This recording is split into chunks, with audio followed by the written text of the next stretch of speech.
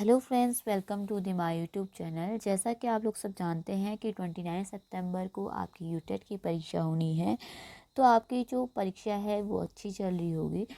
तो यहाँ पे मैं कुछ साइंस के क्वेश्चन लेके आई हूँ जो प्रीवियस ईयर आपके पूछे गए हैं। तो यहाँ पे 2022 का ये पेपर है अभी। इसके बाद 2021 का पेपर मैं करवाऊँगी, 2019 का पेपर करवाऊँगी। इनकी फुल आपको इसमें कंटेंट मिलने वाला है कि आपके कैसे क्वेश्चन आते हैं, किस तरीके से आते हैं। आपको अगर आपने पूरा चैप्टर के सिलेबस कंप्लीट कर लिया है तो आप इसमें रिवीजन आपका हो जाएगा कि हाँ मुझे कितना आ रहा है वो आप जान पाओगे। यानी कि बहुत सारी चीज़ें हो जाती है इससे आपकी। तो शुरू करते हैं आज का साइंस का। तो पहला क्वेश्चन है कि निम्नलिखित में से कौन रासायनिक परिवर्तन नहीं है। तो आपसे पूछा गया है कि रासायनिक परिवर्तन नहीं है। तो पहला है दूध का जमना, दूसरा है फल का पकना, थर्ड है जल का वाष्पन, फोर्थ है लकड़ी का जलना। जैसे आपको पता है होना चाहिए कि रासायनिक परिवर्तन होता क्या है, तभी इस क्वेश्चन का आप आंसर दे पाओगे। तो रासायनिक परिवर्तन क्या होगा, जब कोई चीज़ ये पहले उसकी अवस्था है उसके बाद वो दूसरी अवस्था में लौट आई है, तो अगर वो चीज़ दूसरी अवस्था जो हुई अभी वो पहली अवस्था में दोबारा नहीं आ सकती है तो उसे बोलते हैं आपका रासायनिक परिवर्तन, केमिकल चेंज। इसका उल्टा भौतिक परिवर्तन, कोई चीज़ चेंज हो गई, उसकी स्टेट चेंज होगी, वो दूसरी अवस्था में लौट के आ गई। अब दूसरी जो अवस्था पहली अवस्था में दोबारा आ जा रही है तो उसको बोलेंगे भौतिक परिवर्तन। जैसे यहाँ पे आपको फर्स्ट ही ऑप्शन दिया गया है कि दूध का जमना। अब दूध, अगर कोई चीज़ दूध है वो जम गई है तो आप उसे दोबारा दूध बना सकते हो? नहीं बना सकते हो। मैंने क्या बोला था, दूसरी स्टेट चेंज होकर पहली में नहीं आएगी तो हो गया मैं केमिकल चेंज, यानी कि रासायनिक परिवर्तन। तो दूध का जमना क्या हो गया, केमिकल चेंज हो गया। फल का पकना, कोई चीज़ कच्चा फल है वो पक गया है तो पकने के बाद दोबारा हम उसे कच्चे फल में परिवर्तित नहीं कर सकते हो, तो ये हो गया आपका केमिकल चेंज। अब थर्ड है जल का वाष्पन।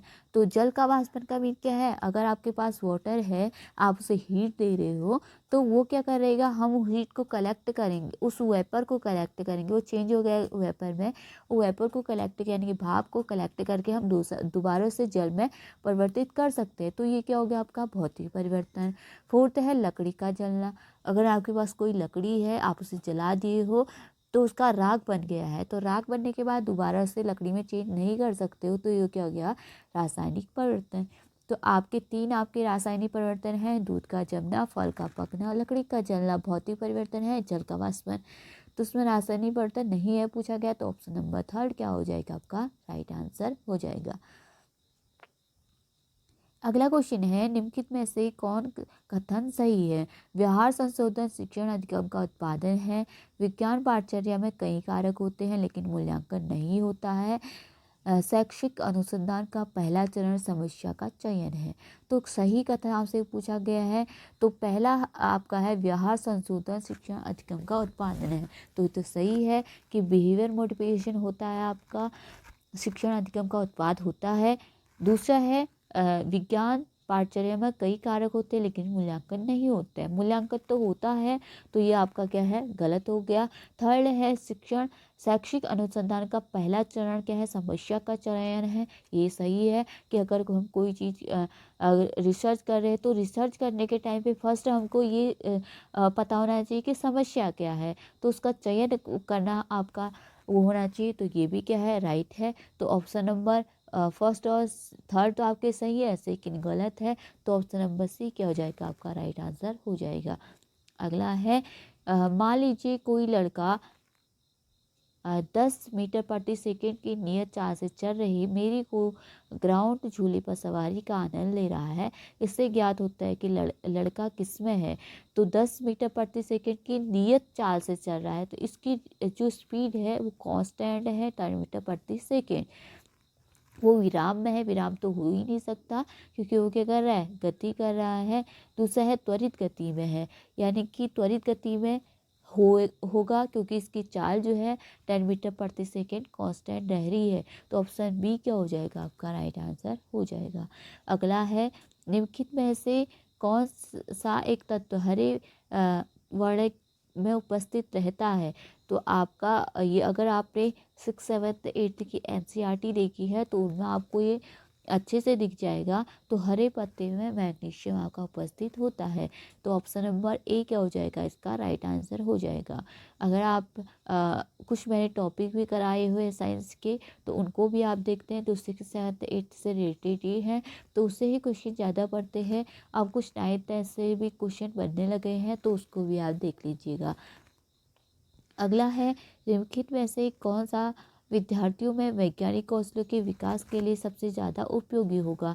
तो वैज्ञानिक कौशल का विकास कैसे हो पाएगा, ये आपसे पूछा गया है। पहला, विज्ञान ओलंपियाड का आयोजन करना। सेकंड है, प्रयोगशाला कार्य का निष्पादित करना। थर्ड है, विज्ञान प्रस्तुति का आयोजन करना। डी है, क्षेत्र भ्रमण का आयोजन करना। तो आपको पता है कि जो वैज्ञानिक कौशल कैसे विकसित होते हैं, एक्सपेरिमेंट करते हैं। तो एक्सपेरिमेंट कहाँ होते हैं, प्रयोगशाला कार्य करके, यानी कि लेबोरेटरी वर्क करके। लेबोरेटरी में ही आपके एक्सपेरिमेंट किए जाते हैं। तो ऑप्शन नंबर बी क्या हो जाएगा, आपका राइट आंसर हो जाएगा। अगला क्वेश्चन है, मैं साइंस के ही क्वेश्चन करा रही हूँ आपको, तो आप इन्हें देख लीजिएगा। पहला है, सभी चुंबकीय पदार्थ अपना चुंबकीय गुण कम कर देते हैं जब वे क्या होता है, यानी कि कोई आपके पास एक चुंबक है, मैग्नेट है, तो अपना जो चुंबकीय गुण है वो कब खोएगा। पहला, तेल में डुबोने से। अगर आप किसी चुंबक को तेल में डुबो रहे हो तो उसमें कोई फ़र्क पड़ने वाला है नहीं। ये भी आपको एनसीईआरटी से ही पूछा गया है, तो आप देख ले, ये भी मैंने बता रखा है अपने टॉपिक्स में। दूसरा है, जल में डुबोने पर। तो अगर वाटर में आप किसी चीज़ को डुबो रहे हो, किसी चीज़ नहीं, मैग्नेट को डुबो रहे हो, तो उससे कोई फ़र्क नहीं पड़ता है। थर्ड है, बहुत ज़्यादा गर्म होते हैं। फोर्थ है, लोहे के टुकड़े के पास लाए जाते हैं। तो लोहे के टुकड़े के पास लाए जाने पर उस पर कोई भी प्रभाव नहीं पड़ेगा, वो सिर्फ उसे अट्रैक्ट करेगा। अब सी क्या है, बहुत ज़्यादा गर्म करने पर होगा, स्ट्रांगली हीटेड होगा, यानी कि बहुत ज़्यादा गर्म होते हैं, ये वाला नहीं होगा, बहुत ज़्यादा गर्म करने पर होगा। अगर हम किसी मैग्नेट हमारे पास है, अगर उसे हम बहुत ज़्यादा गर्म कर देते हैं तो उसका जो मैग्नेटिक प्रॉपर्टी है वो क्या हो जाती है, खोने लगती है। तो ऑप्शन नंबर सी क्या हो जाएगा, राइट आंसर हो जाएगा। या फिर एक चीज़ होता है कि अगर हम उसे बहुत ऊंचाई से गिरा रहे हैं मैग्नेट को, तो तब भी उसका जो मैग्नेटिक प्रॉपर्टी है वो खो जाती है, ये भी आप याद रखिएगा। अगला है, सुरक्षा फ्यूज बनाने हेतु तारों के निर्माण में उपयुक्त धातु होता है, प्रयुक्त धातु में होता है, यानी कि क्या होता आपसे पूछा गया है, सुरक्षा फ्यूज। ये आप ध्यान रखें, तारों के निर्माण में प्रयुक्त धातु में होता है। पहला है, अति न्यून प्रतिरोधकता उच्च गलना। अगर उसका न्यून प्रतिरोधकता है, यानी कि लो रजिस्टिविटी है उसकी, और हाई मेल्टिंग पॉइंट है, ये तो हो नहीं सकता क्योंकि जो सुरक्षा फ्यूज है, अगर आपकी वोल्टेज वहाँ पे ज़्यादा हो गई है, आपकी लाइट जो है कुछ ज़्यादा ही आ गई वहाँ पे, इलेक्ट्रिसिटी यानी कि वोल्टेज आपकी बढ़ चुकी है, तो वहाँ पे रजिस्टिविटी आपको ज़्यादा चाहिए सुरक्षा फ्यूज बनाने के लिए। और क्या होना है, गलनांक, यानी कि वो तार आका उसका गलनांक जो होना चाहिए, न्यून होना चाहिए। तो ऑप्शन नंबर बी क्या होगा, आपका राइट आंसर होगा कि उच्च प्रतिरोधकता होती है और न्यून गलनांक आपको चाहिए होता है उसमें। ठीक है। अगला है, मोबाइल फ़ोन चार्जर होता है। तो मोबाइल फ़ोन चार्जर आपका क्या होता है, इन्वर्टर होता है, यूपीएस होता है, अपचाई ट्रांसफ़र यानी कि स्टेप डाउन ट्रांसफार्मर होता है, ऊंचाई ट्रांसफार्मर होता है। तो वो होता है स्टेप डाउन ट्रांसफार्मर, अपचाई ट्रांसफर होता है। अगला है, कांसे का प्रयोग मूर्तियों तथा पदक बनाने में किया जाता है, जबकि पीतल का उपयोग बर्तन, वैज्ञानिक उपकरण तथा कारतूस बनाने में किया जाता है। कांसा और पीतल दोनों ही ताम्रयुक्त मिश्र धातु है, यथापि इनकी संरचना में अंतर इस रूप में है कि यह आपसे पूछा गया है। तो आप क्वेश्चन पहले ध्यान से पढ़ें। कांसे का उपयोग मूर्तियाँ और पदक बनाने में होता है, यह इसने कहा। फिर कहा कि जबकि पीतल का उपयोग जो है बर्तन, वैज्ञानिक उपकरण, कारतूस बनाने में किया जाता है। कांसे और पीतल दोनों ही ताम्रयुक्त मिश्र धातु है, यथापि इनकी संरचना में अंतर इस रूप में होता है कि, यानी कि अंतर किस रूप में होता है ये पूछा गया है। पहला है, पीतल में जस्ता और कांसे में टिन का अतिरिक्त अतिरिक्त अंश होता है। दूसरा है, पीतल में क्रोमियम और कांसे में निकासी में निकेल का अतिरिक्त अंश होता है। थर्ड है पीतल में निकेल और कांसे में टिन का अतिरिक्त अंश होता है। फोर्थ है पीतल में लोहे और कांसे में निकेल का अतिरिक्त अंश होता है। तो इसका जो राइट आंसर है वो है ऑप्शन नंबर ए, पीतल में जस्ता और कांसे में टिन का अतिरिक्त अंश होता है। तो मिश्र धातु से पूछे जाते हैं कि जो से आपका पीतल होगा किस मिश्र धातु से बना होगा, ये आपसे पूछा जाएगा। कांसा किस मिश्र धातु से बना होगा, वो आपसे पूछा जाएगा। तो इस तरीके के क्वेश्चन वहाँ पे बनते हैं। अगला क्वेश्चन है खुली सिगड़ियों तथा कार्बन डाइऑक्साइड की मात्रा की वृद्धि का कारण नहीं। अगला क्वेश्चन है खुली सिगड़ियों तथा कोयलों की सिगड़ी अंगीठियों को जलाए रखने के लिए प्राय पंखा करने की आवश्यकता क्यों होती है। तो आपसे क्वेश्चन पूछा गया है। तो यहाँ पे आपके ऑप्शन भी आपको दिए गए हैं। तो खुली सिगड़ी यानी कि जब आप कोई चीज़ जलाते हो, लकड़ी जलाते हो, तो अगर आप उसे कुछ हवा नहीं, पंखा नहीं दे रहे हो, फूंक नहीं मार रहे हो, तो धीरे धीरे बुझने लगती है।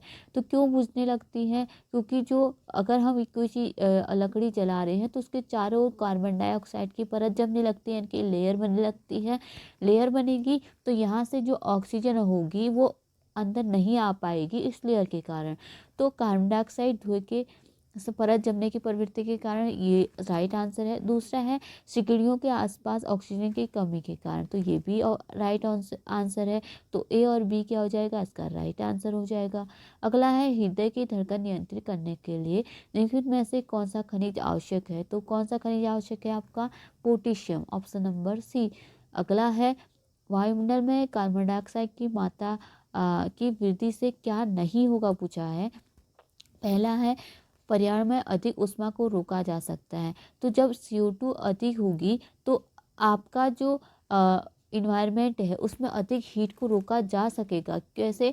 जैसे आपका ग्लोबल वार्मिंग होता है तो जो CO2 जो होती है एक ऐसी लेयर बना देती है वायुमंडल में, लेयर बनाई तो यहाँ से जो हीट आपकी सनलाइट जो आई उसके बाद आने के बाद ये इसे वापस नहीं जाने देती है, तो उष्मा को रोक पाएगी। तो ऑप्शन नंबर ए तो होगा। दूसरा है पौधों में प्रकाश संश्लेषण की वृद्धि। प्रकाश संश्लेषण की वृद्धि होगी कैसे? CO2 जो होता है जो पेड़ होते हैं उनके द्वारा लिया जाता है, उसके बाद O2 को निकाला जाता है इनके द्वारा, तो ये भी होगा। थर्ड है वैश्विक उष्मण यानी कि ग्लोबल वार्मिंग। तो ग्लोबल वार्मिंग जैसे मैंने आपको पहले बताया कि होता है। चौथा है मरुस्थलीय पादपों की वृद्धि। तो मरुस्थलीय पादपों की वृद्धि में कोई भी फर्क नहीं पड़ने वाला है CO2 के कारण, क्योंकि CO2 एक प्लांट को उगाने में कोई भी रोल नहीं निभाता है। तो ऑप्शन नंबर डी क्या हो जाएगा, इसका राइट आंसर हो जाएगा। अगला क्वेश्चन है हरी कक्षा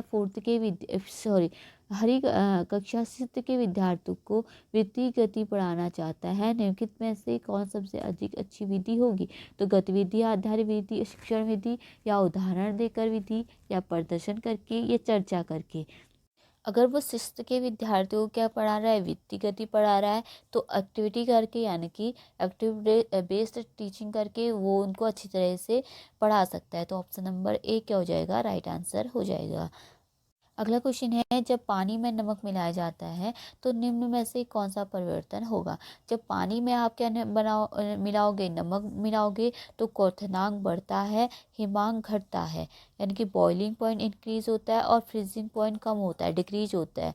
दूसरा है क्वथनांक घटता है, हिमांक बढ़ता है। हिमांक तो बढ़ ही नहीं सकता, जब आप कोई चीज़ आप पानी में नमक मिला रहे हो तो हिमांक क्यों बढ़ेगा। अगर आप वहाँ पे ये कहा जाता कि वहाँ पे टेम्परेचर जो है डाउन किया जा रहा है, तब बोलते कि आपका जो फ्रीजिंग पॉइंट है वो बढ़ेगा। तो हिमांक तो बढ़ेगा ही नहीं। तो ये ऑप्शन नंबर बी तो क्या होगा, गलत हो गया। थर्ड है क्वथनांक हिमांक दोनों घटते हैं, यानी क्वथनांक भी घटेगा और हिमांक भी घटेगा। क्वथनांक घटने का मतलब क्वथनांक यानी कि बॉइलिंग भी घटेगी, यानी कि बॉइलिंग भी नहीं होगी और हिमांक भी नहीं होगा, ये हो ही नहीं सकता। तो ऑप्शन नंबर सी भी गलत हो गया। क्वथनांक हिमांक दोनों बढ़ेंगे, जैसे मैंने बोला कि हिमांक तो बढ़ ही नहीं सकता, तो ऑप्शन नंबर डी भी गलत है। तो क्वथनांक क्या होगा, उसके बॉइलिंग पॉइंट क्या होगा, ज़्यादा बढ़ेगा, और हिमांक क्या होगा, घटते रहेगा, यानी कि उसका फ्रीजिंग पॉइंट क्या होगा, कम होगा। ऑप्शन नंबर ए क्या हो जाएगा, आपका राइट आंसर हो जाएगा।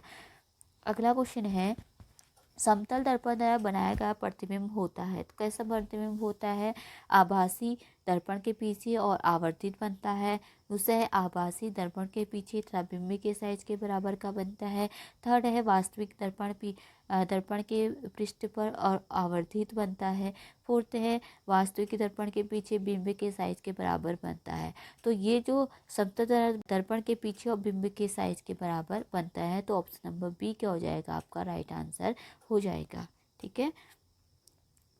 अगला है आपने बहुत अधिक व्यावसायिक महत्व के कारण निम्न में से किसे काला सोना कहा जाता है? तो काला जो सोना कहा जाता है वो पेट्रोलियम को कहा जाता है। अगला क्वेश्चन है मनुष्य तथा मवेशियों में होने वाले भयानक रोग अंतरिक्ष का कारण है। तो क्या कारण है अंतरिक्ष रोग होने का? तो वो है जीवाणु। एनसीईआरटी में है, ये आप पढ़ लीजिएगा। अगला है वह व्यक्ति जिसका रक्त समूह ए बी होता है उसे सार्वत्रिक ग्राही भी कहा जाता है, क्योंकि क्या होता है इसमें? एंटीजन का अभाव होता है, एंटीबॉडीज़ का अभाव होता है। तो उसमें एंटीबॉडीज़ का अभाव होता है, इसलिए कहा जाता है। ठीक है। अगला है निम्नलिखित में से कौन सा मसाला तने से प्राप्त होता है? तो तने से कौन सा मसाला प्राप्त होता है? तो लौंग तो आपके फूल से प्राप्त होता है। ठीक है। अदरक जो होता है जड़ होती है, लेकिन वो तने से ही प्राप्त होती है। तो अदरक तो होता है तने से, और हल्दी भी क्या होती है? तने से होती है। कई कई क्या सोचते हैं कि जो अदरक और हल्दी है वो जड़ से प्राप्त होती है। तो ये जड़ से न प्राप्त हुई, कहाँ से होती है? तने से। तो ऑप्शन नंबर 2 और 4 यानी कि ऑप्शन नंबर डी क्या हो जाएगा? आपका राइट आंसर हो जाएगा। अगला क्वेश्चन है निम्न में से कौन खरीफ की फसल है? तो खरीफ की फसल कौन सी आपसे पूछा गया है? तो यहाँ पे चना जो है रबी की फसल है, मूंग आपकी खरीफ की फसल है, मटर आपकी खरीफ की है, उड़द आपकी खरीफ की है। 2, 3, 4 यानी कि ऑप्शन नंबर डी क्या हो जाएगा? आपका राइट आंसर हो जाएगा। अगला है निम्न में से कौन सी लंबाई इकाई यानी कि जो दूरियां लंबाई की इकाइयां हैं, ये पूछा गया है। प्रकाश वर्ष से जो है दूरी मापती है, पारसिक आपकी दूरी मापती है, नॉटिकल माइल भी आपकी दूरी मापती है, लंबाई मापती है, नैनोमीटर भी आपकी लंबाई मापती है। तो सारे क्या हो जाएंगे? आपके लंबाई की इकाइयाँ हो जाएंगी, ऑप्शन नंबर डी। ठीक है। अगला क्वेश्चन है एक नदी पार करते समय यात्रियों को एक नाव में खड़े होने की अनुमति नहीं है, क्योंकि क्या होता है? क्यों नहीं दी जाती? क्योंकि उनके गुरुत्वाकर्षण का केंद्र जो है केंद्र उठता है, इसलिए उनको खड़े होने की अनुमति नहीं दी जाती है। तो ऑप्शन नंबर सी क्या हो जाएगा? आपका राइट आंसर हो जाएगा। अगला है न्यूनतम वायुमंडलीय प्रदूषण उत्पन्न करने वाला कारक कौन सा है? तो न्यूनतम वायुमंडलीय प्रदूषण कौन उत्पन्न करता है? आपका हाइड्रोजन। ऑप्शन नंबर ए क्या हो जाएगा? आपका राइट आंसर हो जाएगा। अगला क्वेश्चन है पानी के 2 शुद्धतम रूप है, यानी कि 2 शुद्धतम रूप कौन कौन से हैं? छना हुआ पानी तो फिल्ट्रेशन हो गया, फिल्टर करके। भारी जल आपका शुद्ध जल होता है, और आसुत जल आपका क्या होता है? शुद्ध जल होता है। वर्षा का जल शुद्ध जल नहीं होता है। तो भारी जल और आसुत जल क्या होते हैं? शुद्ध जल होते हैं। ऑप्शन नंबर 2 और 4 यानी कि ऑप्शन नंबर बी क्या हो जाएगा? आपका राइट आंसर हो जाएगा। अगला क्वेश्चन है खाना पकाने के दौरान सर्वाधिक नष्ट होने वाला यौगिक कौन सा है? तो जब हम खाना बनाते हैं अधिक गर्म करते हैं तो विटामिन क्या हो जाता है? उसमें नष्ट होने लगते हैं। तो ऑप्शन नंबर डी क्या हो जाएगा? राइट आंसर हो जाएगा। अगला क्वेश्चन है वैज्ञानिक पद्धति का दृष्टिकोण क्या है? तो वैज्ञानिक जो पद्धति का दृष्टिकोण होता है वो होता है वस्तुनिष्ठ, यानी कि ऑब्जेक्टिव टाइप होता है। अगला क्वेश्चन है विज्ञान पढ़ाने की सबसे अपरिहार्य विधि कौन सी है? तो इसकी सबसे अपरिहार्य विधि कौन सी होगी? प्रायोगिक विधि, यानी कि एक्सपेरिमेंटल विधि। ये तो सबको पता ही होगा। अगला क्वेश्चन है खाद्य परिरक्षण खाद्य पदार्थों के सूक्ष्म जीवों की वृद्धि के कारण होने वाले खराबी से बचाते हैं। सामान्य रूप से उपयोग में आने वाले परिरक्षण कौन से होते हैं? तो सामान्य रूप से जो खाना को बचाते हैं, जो वहाँ पे प्रिजर्वेटिव मिलाया जाता है, तो कौन सा मिलाया जाता है? Sodium benzoate. Option number B. अगला क्वेश्चन है निम्नलिखित में से कौन सा पद वैज्ञानिक विधि का पद नहीं है पूछा गया है?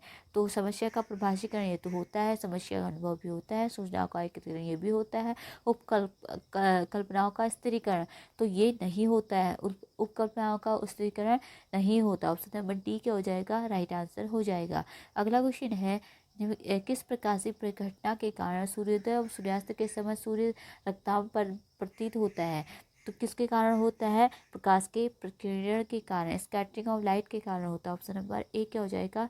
राइट आंसर हो जाएगा। तो आई होप कि आपको वीडियो पसंद आएगी। ये 2022 का आपका साइंस का जो है कंप्लीट सॉल्यूशन था। उसके बाद 2021 का भी मैं डालूंगी, 2019 का भी मैं इसमें डालूंगी। जितना होगा पाएगा प्रीवियस ईयर क्वेश्चन पेपर उसको मैं सॉल्यूशन करके आपको ज़रूर डालूंगी। आई होप कि आपको वीडियो पसंद आएगी। वीडियो पसंद आई है तो प्लीज़ लाइक करें, शेयर करें और सब्सक्राइब करें। Thank you so much.